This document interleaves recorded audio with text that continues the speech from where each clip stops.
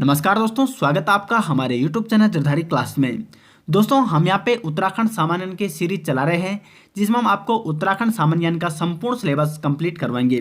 दोस्तों, आज की वीडियो में आपको बताऊंगा गढ़वाल का परमार वंश यानी गढ़वाल में परमार वंश की स्थापना कैसे हुई। दोस्तों, इससे पहले मैं वीडियो बना चुका हूं उत्तराखंड प्रागैतिहासिक काल पे कुड़िंद वंश, कार्तिकेय राजवंश और साथ साथ चंद्र राजवंश पे भी वीडियो बना चुका हूं। तो यदि आपने वो वीडियो अभी तक नहीं देखी है तो उन वीडियो को आप जरूर देखिएगा। तो आइए दोस्तों, वीडियो शुरू करते हैं।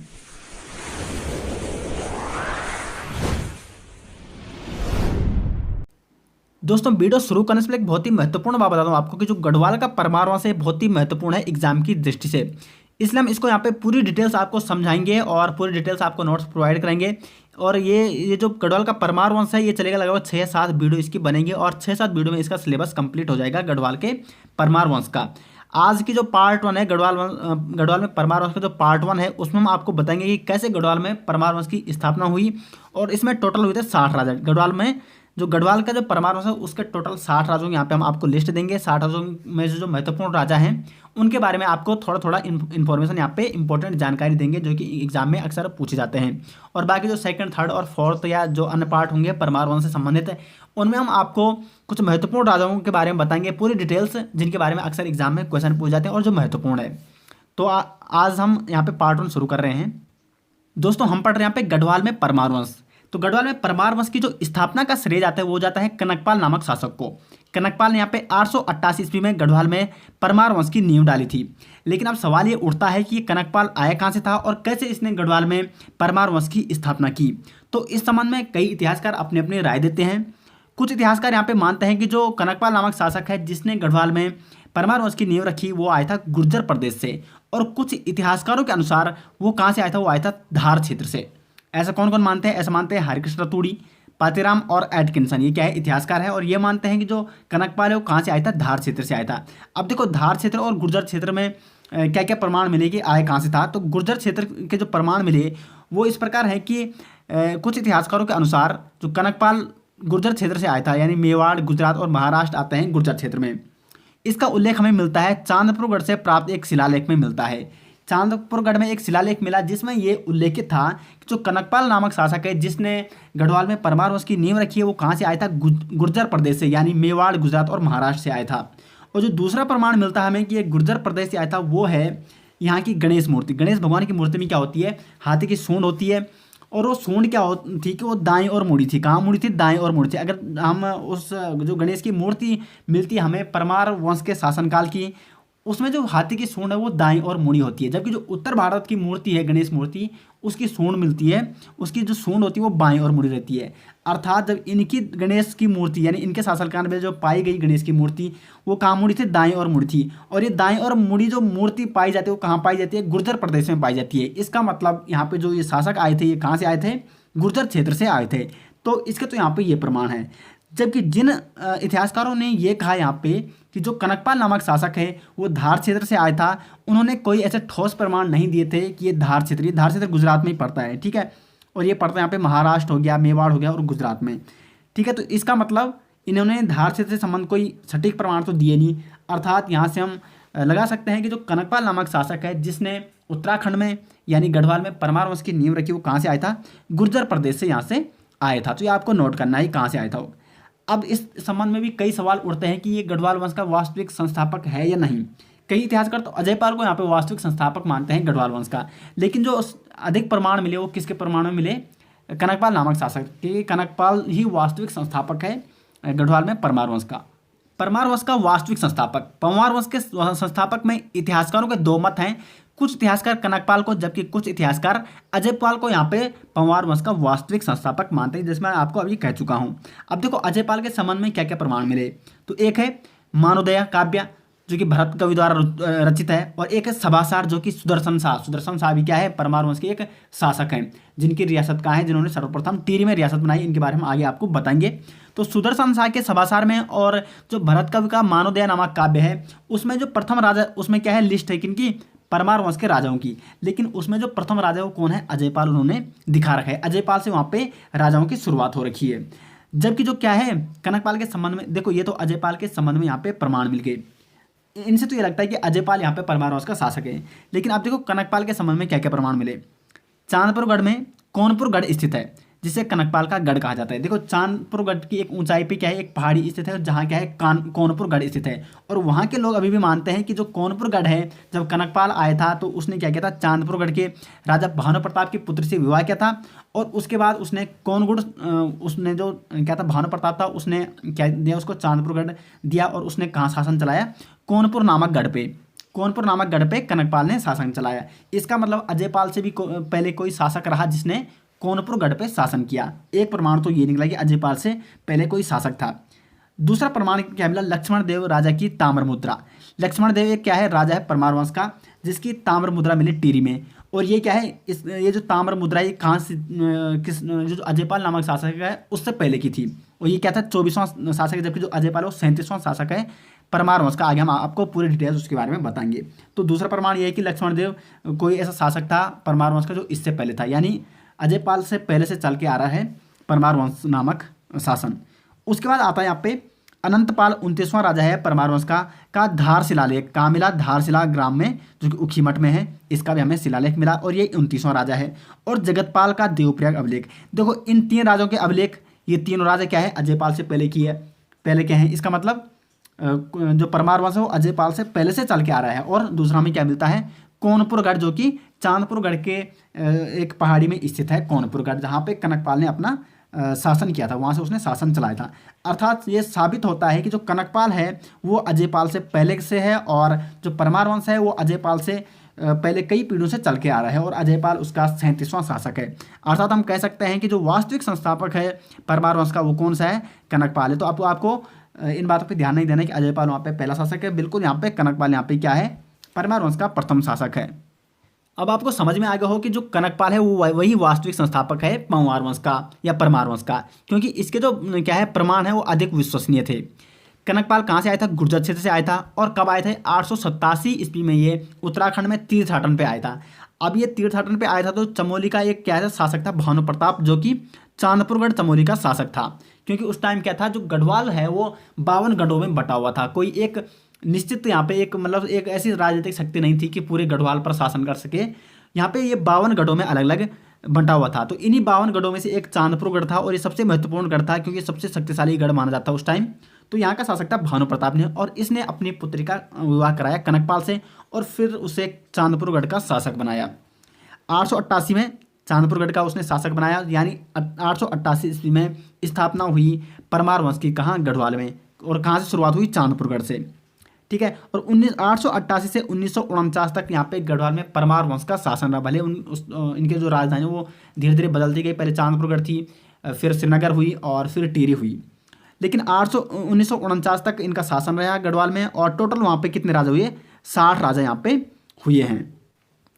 तो परमार वंश का जो प्रथम राजा था यानी जो संस्थापक था वो था कनकपाल। फर्स्ट पे कनकपाल के बारे में हम आपको बता चुके हैं, जो कि परमार वंश का संस्थापक। और कहाँ से आया था, गुर्जर प्रदेश से आया था। चांदपुरगढ़ में इसने सबसे पहले शासन किया, यानी जो चांदपुरगढ़ का राजा था भानु प्रताप, उसकी पुत्री से इसने विवाह किया, और वहाँ फिर इसने परमार वंश की नींव रखी। उसके बाद आता श्यामपाल, पद्दूपाल, क्योंकि इनके बारे में ज़्यादा इन्फॉर्मेशन है नहीं तो इनके बारे में आपको बता नहीं सकते, ठीक है, सबके बारे में, क्योंकि सभी ज़्यादा इंपॉर्टेंट है। आपको ये लिस्ट भी याद करने की जरूरत नहीं है। आपको जो महत्वपूर्ण राजा हैं जिनके बारे में हम आपको इन्फॉर्मेशन देंगे, वही राजाओं के नाम आपको याद करने की जरूरत है, और वो कौन से राजा हैं ये भी आपको ध्यान रखना होगा। चौथा है अभिगत पाल, 5वां है संगत पाल, 6वां यहाँ पे रतनपाल, 7वां है शालीपाल, 8वां है विधिपाल, 9वां है मदनपाल प्रथम, 10वां है भक्तिपाल, 11वां है जयचंद्रपाल, 12वां है पृथ्वीपाल, 13वां है मदनपाल, 14वां है अगस्त्यपाल, 24वां राजा यहाँ पे इंपॉर्टेंट है, ठीक है। उसके बाद बहुत सारे इंपॉर्टेंट राजा हैं, क्योंकि इनके बारे में जो मैं अभी आपको बता रहा हूँ, इनके बारे में कोई ज़्यादा इन्फॉर्मेशन नहीं, इनके अभिलेख मिले, और नहीं कोई ताम्रपत्र इनका ऐसा प्राप्त हुआ कि जिनसे हम इनके बारे में आपको बता सकें। 15वां है सुरतीपाल, 16वां है जयंतपाल, 17वां है अनंतपाल प्रथम, 18वां है आनंदपाल प्रथम, 19वां है विभोगपाल, 20वां है सर्जनपाल, 21वां है विक्रमपाल, 22वां है विचित्रपाल, 23वां है हंसपाल, 24वां यहाँ पे सोनपाल। तो ये इंपॉर्टेंट है, यहाँ से इंपॉर्टेंट शुरू हो जाते हैं। सोनपाल ने क्या किया था कि सोनपाल जो नामक शासक है उसने एक अलग राजधानी बनाई। अभी तक जो यहाँ थी 23 तक राजा हैं, अभी तक जो 23 तक राजा थे उनकी राजधानी कहाँ थी, उनकी राजधानी थी चांदपुरगढ़ में, जहाँ पे कनकपाल ने जहाँ पे परमार वंश की नींव रखी, वहीं तक अभी तक कोई मतलब राजधानी स्थानांतरित नहीं हुई, वहीं इनकी राजधानियाँ हैं। उसके बाद यहाँ पे 24वां शासक सोनपाल, और इसके बारे में कहा जाता है कि इसने भिलंग घाटी में अपनी राजधानी स्थानांतरित की। और फिर जो इसके पुत्र हुए, और इसके पुत्र हुए कुछ, और उन्होंने भी क्या किया, राजधानी को बांटा। कुछ ने तो राजधानी कहाँ रखी, भिलंग घाटी रखी, और कुछ ने फिर चांदपुरगढ़ से ही अपना क्या चलाया, राज्य चलाया।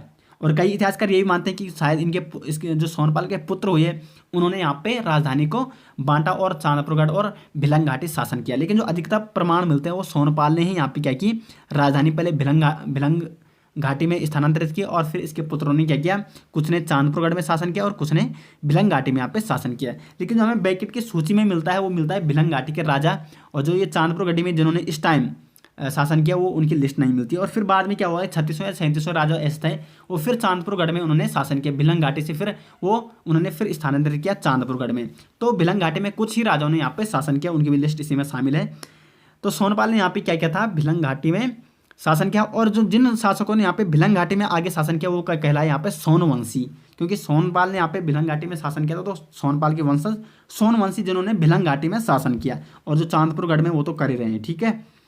25वां यहाँ पे कांतिपाल भी कहाँ का शासक था, भिलंग घाटी का, क्योंकि जो चांदपुरगढ़ में इस टाइम शासन कर रहे हैं उनकी लिस्ट ऐसी कोई प्रमाणिक नहीं है, इसलिए हम आपको बताने रहे हैं, ठीक है। तो यहाँ पे कांतिपाल भी क्या है, भिलंग घाटी का शासक है। फिर 26वां आता है यहाँ पे कामदेव, 27वां आता है सुलखनपाल, 28वां आता है लखनदेव। लखनदेव को लसणदेव और क्या माना जाता है, लखनदेव के नाम से भी जाना जाता है। जो ये लखनदेव 28वां राजा है जो परमार वंश का, इसको माना जाता है कि इसने सर्वप्रथम क्या की थी, अपने नाम की अपनी मुद्राएं चलाई थी। अपनी मुद्रा चलाने वाला प्रथम जो परमार वंश का शासक था वो था लखनदेव। अब देखो इसने अपने क्या की चलाई, स्वयं की मुद्रा चलाई, इसका मतलब ये क्या था, स्वतंत्र शासक रहा होगा।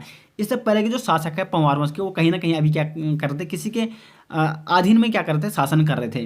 क्योंकि यहाँ पे क्या था कि 888 का 11वीं और 12वीं ईस्वी तक कत्यूरियों का शासन रहा उत्तराखंड में। कत्यूरी एक बड़ी राजनीतिक शक्ति के रूप में काफ़ी सालों तक उन्होंने शासन किया था। तो उन्हीं के अंडर में चाहे वो कुमाऊं का चंद वंश हो या चाहे वो गढ़वाल का परमार वंश हो, वो अभी तक उन्हीं के शासन में या उन्हीं के अधीन में थे। लेकिन जैसे जैसे कत्यूरियों का वहाँ पे शासन समाप्ति की ओर गया, तो उसके बाद यहाँ पे उन्होंने क्या किया, अपना शासन चलाया। वहाँ पे कुमाऊं में चंद शासकों ने और गढ़वाल में परमार शासकों। इसलिए माना जाता है कि जो 28वां शासक लखनदेव, जब उसने स्वयं की मुद्रा चलाई, इसका मतलब ये स्वतंत्र शासक था ऐसा, जो क्या था, प्रथम स्वतंत्र शासक रहा होगा ये, क्योंकि इसने स्वयं की मुद्राएं चलाई थी। इससे पहले के जो शासक थे वो सभी अभी किसी न किसी के अधीन रहे होंगे।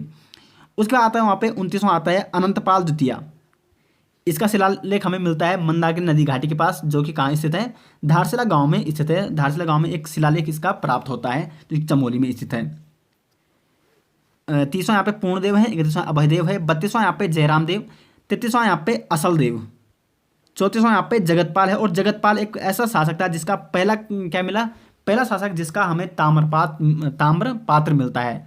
और ये कहाँ मिला, ये मिला देवप्रयाग के रघुनाथ मंदिर में इसका ताम्र पात्र मिला। प्रथम शासक जिसका ताम्र पात्र मिला, और इसने वहाँ पे स्वयं को रजवार कहा था।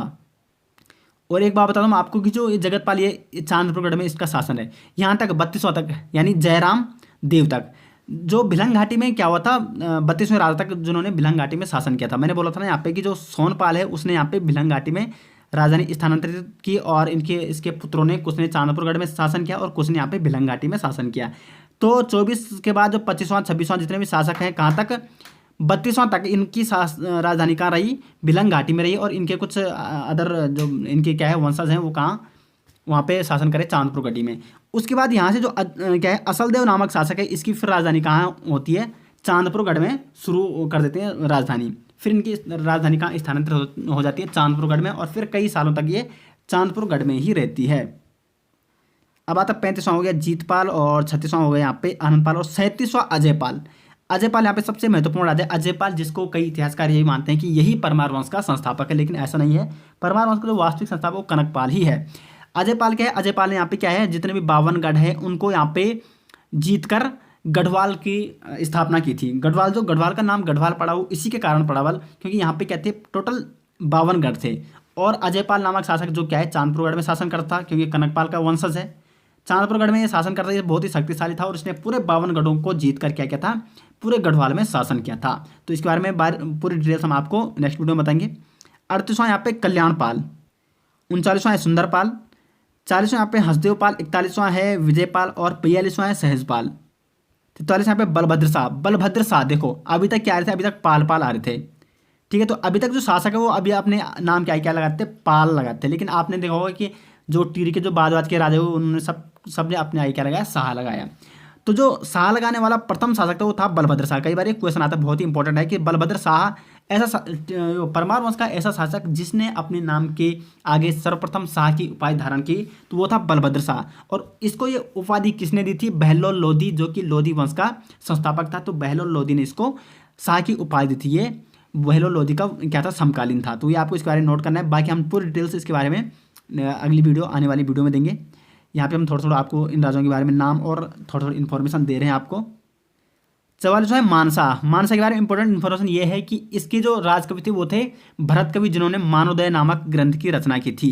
इनके राज दरबारी कवि कौन थे, भरत कवि, जिन्होंने मानोदय काव्य की रचना की थी। और मानोदय ग्रंथ से परमार वंश के बारे में बहुत सारी इन्फॉर्मेशन हमें या जानकारी हमें मिलती है। उसके बाद यहाँ पे 45वां है श्याम शाह और 46वां है महिपत शाह। महिपत शाह को यहाँ पे गर्व भंजन की उपाधि भी मिल रखी है, ठीक है। गर्व भंजन की उपाधि किसको है, तो वो है महिपत शाह को।